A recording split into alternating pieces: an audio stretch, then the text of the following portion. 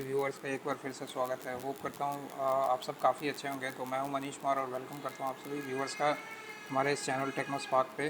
तो आज के इस एपिसोड में ये हमारी एक्सेल की वीबी एपिसोड नंबर 6 है। एपिसोड 5 में हमने देखा था किस तरीके से हमने प्राइवेट और पब्लिक फंक्शंस को यूज़ किया था, डिफ़ाइन किया था अपने वेरिएबल्स और कांस्टेंट के लिए। ये हमारी आज की जो एपिसोड है इसमें हम देखेंगे ऑफसेट फंक्शन। ऑफसेट जो होती है एक काफ़ी इंपॉर्टेंट कंपोनेंट होती है वीबीए के अंदर, और वो जब भी आपको सेल्स से रिलेटेड मूवमेंट करनी हो अपने शीट्स पे, तो किस तरीके से आप सेल्स को मूव कर सकते हो यूजिंग ऑफसेट फंक्शन। ठीक है, तो जैसा कि सपोज दैट कि अगर अगर मैं करेंटली देखूं तो ये जो हमारी सेल की जो पोजीशन है वो ये हमारी क्या है, रो नंबर 5 है और कॉलम नंबर 4 है। ठीक है, तो इसको हम ऐसे कर सकते हैं बाई पोजीशन। अगर हम इसको देखें तो 5,4 इसको हम लिख सकते हैं, यानी कि इसको हम इस तरीके से भी कर सकते हैं R5 और C4। ठीक है, ठीक है, ये इस तरीके से। तो यानी कि ये हमारी रो की पोजीशन 5 हो गई या कॉलम की पोजीशन 4 हो गई। अब हमारी जो करंट सेल की जो वैल्यू होती है उसमें हमें कभी क्या होता है कि जब हम अपने प्रोजेक्ट्स वगैरह पे वर्क करते हैं तो हमें फॉरवर्ड मूव करना पड़ता है अपने कर्सर को, या फिर जो हमारी करंट पोजीशन है उससे बैकवर्ड जाना पड़ता है, और करंट पोजीशन से अपवर्ड जाना पड़ता है, या फिर करंट पोजीशन से डाउनवर्ड जाना पड़ता है। तो यानी कि सेल्स की पोजीशन हम एवरी टाइम जो है चेंज करती रहती है। तो इस चेंजेस को हम किस तरीके से अपने एडिटर के लिए क्या करूँगा, मैं अपने ऑल्ट और फंक्शन F11 को यूज़ करूँगा, अपनी वीवीए एडिटर के विंडो को ओपन कर लेता हूँ। ठीक है, वहाँ से इंसर्ट फंक्शन में जाते हैं और मॉड्यूल्स को इंसर्ट करते हैं। अब यहाँ पे मुझे क्या करना है, ये सबसे पहले पहला टास्क जो है, मैं सेल की पोजीशंस को क्रॉस चेक करना है। तो मैं एक रफली एक फंक्शन बना लेता हूँ, जैसे कि सब ये मैं कर लेता हूँ सेल पोजीशन पोजीशन चेक। ठीक है, एक मैं सब रूटीन बना रहा हूँ जहाँ पे हम सेल की पोजीशंस को चेक करेंगे। ठीक है, ये मैंने एक फंक्शन क्रिएट कर लिया। ठीक है, तो जैसा कि आप जानते हो कि हमारे सेल में जब भी हम किसी पर्टिकुलर सेल पे होते हैं तो उसके लिए हम अपने वीबीए के अंदर एक्टिव सेल जो सिंटेक्स होती है उसको यूज़ कर लेते हैं। तो यहाँ पे हम करते हैं एक्टिव सेल। ठीक है, डॉट, जैसे ही हम डॉट डालते हैं एक्टिव सेल में तो ये सारी उसकी प्रॉपर्टीज़ हो जाती है। ठीक है,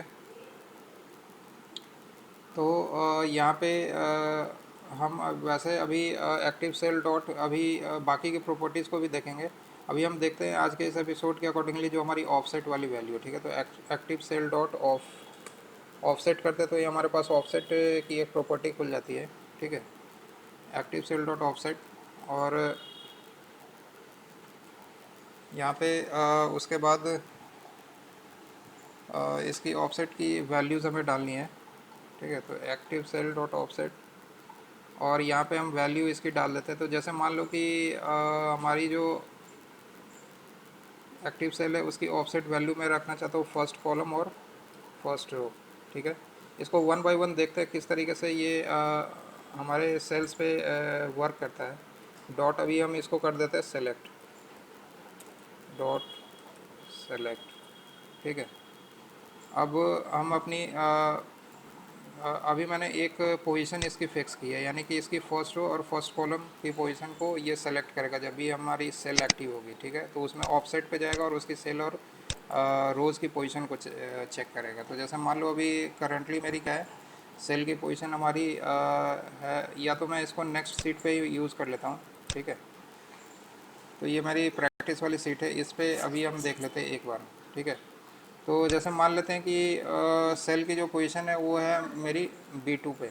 ठीक है, ये बी कॉलम है और बी ये किसकी सेकंड रो है, तो सेकंड पे हमारी है। तो अब जब हम एक्टिव सेल डॉट ऑफसेट 1:1, यानी कि अब ये क्या करेगा कि वन रो आगे मूव करेगा और वन कॉलम फर्स्ट कॉलम उसके नेक्स्ट कॉलम पे जाएगा और एक रो आगे मूव करेगा ये। ठीक है, तो इसको एक बार चेक करते हैं। तो एक बार हम इसको रन कर लेते हैं इस कोड को। तो आप देख सकते हो जैसे कि ये जो थी हमारी B2 पे थी, तो अब जो है ये वहाँ से निकल कर के अपनी आ गई है C3 पे, यानी कि B से वो एक रो नीचे की तरफ आई और एक कॉलम आगे की तरफ चली गई, तो यानी कि सी उसकी नेक्स्ट कॉलम होगी और इसकी थर्ड रो होगी, ठीक है। तो ये C3 होगी। अब इस वाले को मैं अभी थोड़ा सा कमेंट कर देता हूँ, इस वाले कोड को, और दोबारा से इसी कोड को मैं नीचे टाइप करता हूँ। एक एक करके इसकी अभी सेल की पोजीशन से क्रॉस चेक करते हैं। तो ये जैसे मान लो कि मैंने मूव किया यहाँ पे, यानी कि one cell up, one row forward, और वन कॉलम फॉरवर्ड, ये फर्स्ट वाली जो थी कोड उसमें, ठीक है। अब नेक्स्ट वाले कोड में क्या करते हैं, यहाँ पे वन रो फॉरवर्ड करते हैं, लेकिन कॉलम की जो वैल्यू होगी उसकी ज़ीरो होगी। मैं यानी कि कॉलम की जो वैल्यू है उसको, ये इसको नेक्स्ट कॉलम पर नहीं जाना, बस एक रो नेक्स्ट में जाना है, ठीक है। तो इसको अब एक बार चेक करते हैं। तो अब जैसे मान लो कि यहाँ पे मैं इसके कर्सर को डाल देता हूँ, ठीक है, अपनी B3 पे, और इस कोड को अगर एक बार रन करते हैं तो आप देख सकते हो B3 से ये आ गई B4 पे, यानी कि इसकी कॉलम चेंज नहीं हुई, इसकी बस ओनली जो है इसकी रो की पोजीशन चेंज हुई है। तो अब ये इस कोड के थ्रू हमने समझ लिया कि हम अगर उसकी कॉलम को चेंज करना चाहते हैं तो उसके लिए रो को चेंज करना चाहते हैं तो रो की एक वैल्यू को चेंज कर देंगे, बट कॉलम के वैल्यू को ज़ीरो रखेंगे। अब नेक्स्ट वाले कोड में हम क्या करते हैं, यहाँ पे इसकी रोज़ की वैल्यू को फिक्स रखते हैं, कॉलम के वैल्यू को चेंज करते हैं, ठीक है। तो इसकी रो की वैल्यू को मैं अभी ज़ीरो ही रखूँगा, ठीक है, और कॉलम की वैल्यू को वन कॉलम फॉरवर्ड कर देता हूँ, ठीक है। और ये पहले वाले कोड को मैं कमेंट कर देता हूँ। अब इसको देखते हैं क्रॉस चेक करके ये किस तरीके से करती है। यानी कि यहाँ पे ये क्या करेगी कि रो इसकी सेम है, यानी कि इसी रो पे रहेगी ये, बट एक कॉलम जो है आगे चली जाएगी, यानी कि C कॉलम पे चली जाएगी। तो इसको एक बार अगर रन करें, अभी ये हमारी क्या है, B4 पे है, और इस कोड के बाद ये क्या है कि हमारी C4 पे आनी चाहिए। तो इसको एक बार रन करते हैं, तो आप देख सकते हो ये C4 के पोजीशन पे आ गई है इस तरीके से, ठीक है। तो यानी कि हमने देख लिया, एक बार हमने इसको डाउनवर्ड भी मूव किया, और रो वाइज इसको डाउनवर्ड मूव किया, और कॉलम वाइज इसको राइट हैंड साइड पे मूव किया, ठीक है। अब इसको क्या करते हैं कि इसको रो वाइज इसको थोड़ा सा निगेटिव मूव करते हैं, यानी कि ऊपर की तरफ मूव करते हैं, ठीक है। कॉलम को भी फिक्स रखते हैं, कॉलम को फिक्स रखते हैं, और रो को एक रो ऊपर की तरफ ले जाते हैं, ठीक है। तो इसको इसको मैं कमेंट कर देता हूँ, और इसको क्या करता हूँ, एक्टिव सेल डॉट ऑफसेट। अब यहाँ पे रो को मैं निगेटिव में दिखाना चाहता हूँ, तो यहाँ पे इसको -1 कर देता हूँ, ठीक है। और इसकी कॉलम जो है वो फिक्स रखता हूँ इधर, ठीक है। कॉलम पे कोई चेंज नहीं होगा, बस मैं ओनली मुझे रो पे चेंज करने हैं, यानी कि ये एक रो अपवर्ड जानी चाहिए। तो अभी जैसे ये हमारी C4 पे है, तो ये आनी चाहिए हमारी C3 पे। अब इसको एक बार देख लेते हैं, कोड को रन करते हैं, ठीक है। तो आप देख सकते हैं इसकी पोजीशन जो है हमारी C3 पे आ गई, इसके रोज़ में एक रो ऊपर ऊपर की तरफ आई, और कॉलम में कोई चेंजेस नहीं हुई, ठीक है। अब मुझे क्या करना है, इसके कॉलम में चेंजेस करना है, और इसके रो को फिक्स रखना है। तो उसमें क्या करेंगे हम, यहाँ पे वापस से इस कोड को एक बार सेलेक्ट करता हूँ, और इसको पेस्ट करते हैं यहाँ पे, ठीक है। अब इसके कॉलम को चेंज करना है, यानी कॉलम जो होगी इसके एक लेफ़्ट साइड पे आएगी, और बट रो जो होगा उसका फिक्स रहेगा। तो यहाँ पे हम क्या करेंगे, उसके लिए इसको ज़ीरो कर देते हैं, और यहाँ पे इसको -1 कर देते हैं, ठीक है। तो अब क्या होना चाहिए कि ये हमारी जो C3 पे है, ये वापस आ जानी चाहिए हमारी B3 पे, ठीक है। ऊपर वाले को मैं कमेंट करता हूँ, इस कोड को एक बार रन करता हूँ, ठीक है। तो आप देख रहे हो ये B3 पे आ गई है। इसी तरीके से आप फॉरवर्ड ऊपर की तरफ, नीचे की तरफ, इस तरीके से आप इसको मूव कर सकते हो, ठीक है। तो ये हमारी हो गई सेल की पोजीशंस किस तरीके से हम मूव करते हैं। तो होप करता हूँ कि ये सारी चीज़ें आपको अंडरस्टैंड हो गई। तो इन सब के अगेंस्ट में मैं इसको कमेंट भी डाल देता हूँ, जिससे ये आपके एंड पे इसमें कोई कन्फ्यूज़न ना हो। तो यहाँ पे जैसे मान लो कि सेल 1:1 है, तो यानी कि यहाँ पे हो गई है moves one row and one column forward, ठीक है। ये फॉरवर्ड मूव कर जाती है अगर ये होता है तो। नेक्स्ट में क्या है कि यहाँ पे ये वन रो फॉरवर्ड मूव करती है, तो मूव वन रो फॉरवर्ड। ठीक है, इसके नेक्स्ट में क्या हुआ कि ये 1 कॉलम फॉरवर्ड मूव करिए, तो यहाँ पे हम कर देंगे मूव 1 कॉलम फॉरवर्ड। नेक्स्ट जो है हमारी यहाँ पे क्या हो रही है, 1 रो बैकवर्ड मूव कर रही है और कॉलम उसका फिक्स है। ठीक है, मूव्स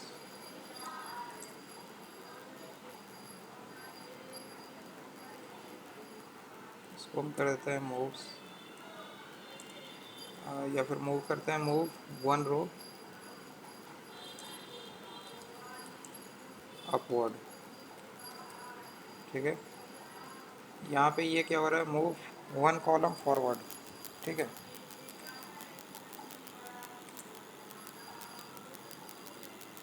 कॉलम बैकवर्ड कर देते हैं, ये पीछे की तरफ आ रही है। ठीक है, तो ये सारी चीज़ें हो गई।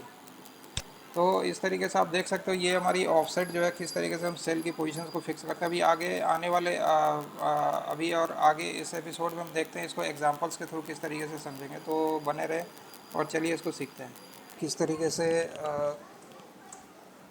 तरीके से इसको कंडीशंस को, एक पर्टिकुलर कंडीशंस को यूज़ करके समझेंगे ये ऑफसेट किस तरीके से वर्क करता है। तो यहाँ पे मैं क्या करता हूँ, एक इंसर्ट करता हूँ अपनी सब मॉड्यूल को। तो यहाँ पे मैं कर लेता हूँ सब ऑफसेट एग्जाम्पल्स। ठीक है, यहाँ पे अंडरस्कोर कर देते हैं। ठीक है, ये थोड़ा सा सिंटेक्स को आपको ध्यान रखना होगा जब भी आप ऑफसेट जब भी आप अपने फंक्शंस को यूज़ करो। ठीक है, तो अब यहाँ पे देखते हैं। तो सपोज़ दैट कि अगर मेरी सेल A1 पे है, ठीक है,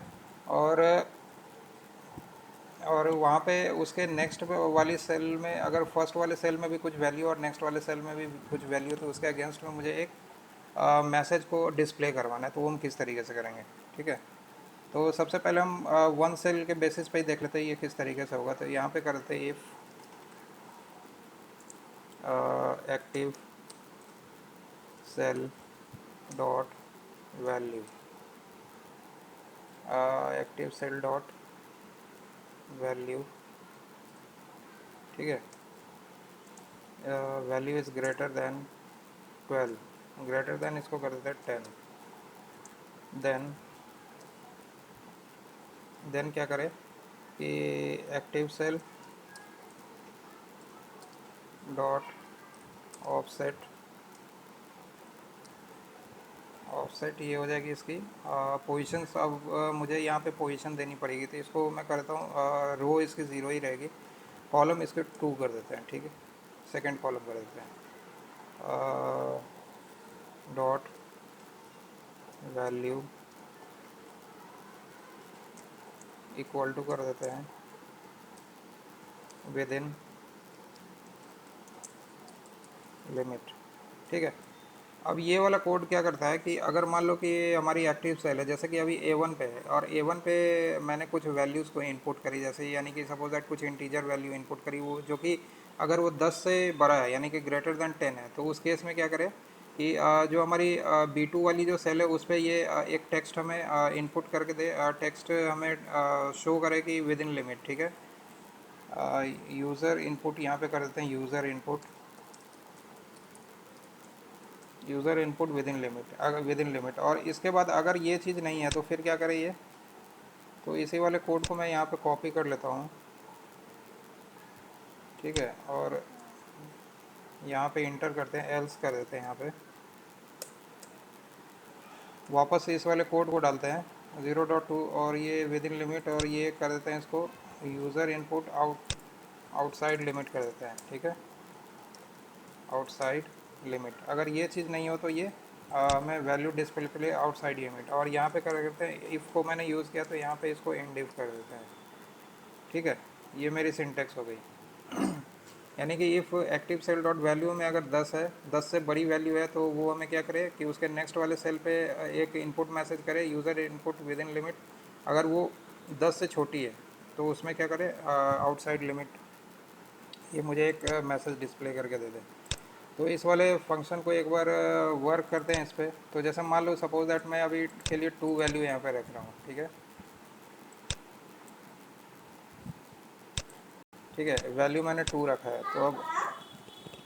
तो अब वो क्या करेगा कि उसके अगेंस्ट में ये मुझे मैसेज यहाँ पे डिस्प्ले करवाना चाहिए, user input within limit, ठीक है। अगर वो ये आउटसाइड लिमिट, क्योंकि अभी ये 2 से 10 से हमारी जो कंडीशन है उसमें हमारी 10 से ये बिलो वैल्यू आ रही है, तो उसमें क्या करेगा, ये हमें आउटपुट देगा यूज़र इनपुट आउटसाइड लिमिट, ठीक है। इसको एक बार रन करता हूँ, ठीक है। तो ये आप देख सकते हो मेरे को जो है एक मैसेज यहाँ पे डिस्प्ले हो गई, यूज़र इनपुट आउटसाइड लिमिट। अगर मैं इसको यहाँ पे 20 कर देता हूँ, ठीक है। यहाँ पे मैं अपने शीट पे इसको 200 कर देता हूँ, ठीक है। यहाँ पे इस वाले मैसेज को अभी डिस्प्ले इसकी मैसेज को अभी डिलीट करते हैं और एक बार दोबारा से रन करते हैं, ठीक है। तो जैसे ही हमने 200 किया तो यहाँ पे आप देख सकते हो user input within limit आ गई, क्योंकि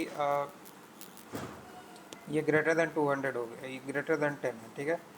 अगर यहीं पे इसको इसकी वैल्यू को अगर मैं -100 कर दूँ, ठीक है, तो इस केस में क्या होगा, इस केस में अगर इसको रन करें तो ये आउटसाइड लिमिट हो गई, जो हमारी कंडीशन है उसको ये फुलफ़िल नहीं करी। तो आप इसको एक सेल के बेसिस पे भी ऑफसेट को यूज़ कर सकते हो, ठीक है।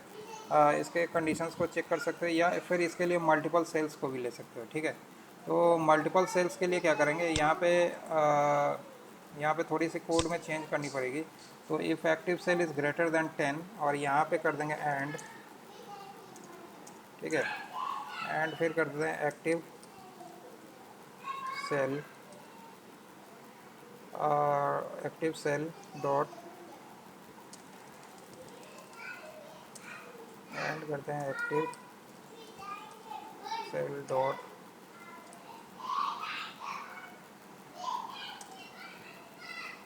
अगर if active cell dot value is greater than 10, and यहाँ पे एक और लगा देते हैं एक्टिव सेल डॉट ऑफसेट, ठीक है, ऑफसेट। और यहाँ पे इसकी सेल की पोजीशन दे देते हैं 0,1, ठीक है, डॉट वैल्यू इक्वल, इसको कर देते हैं ग्रेटर देन 100, ठीक है। देन क्या करिए, यहाँ पे कर देते हैं देन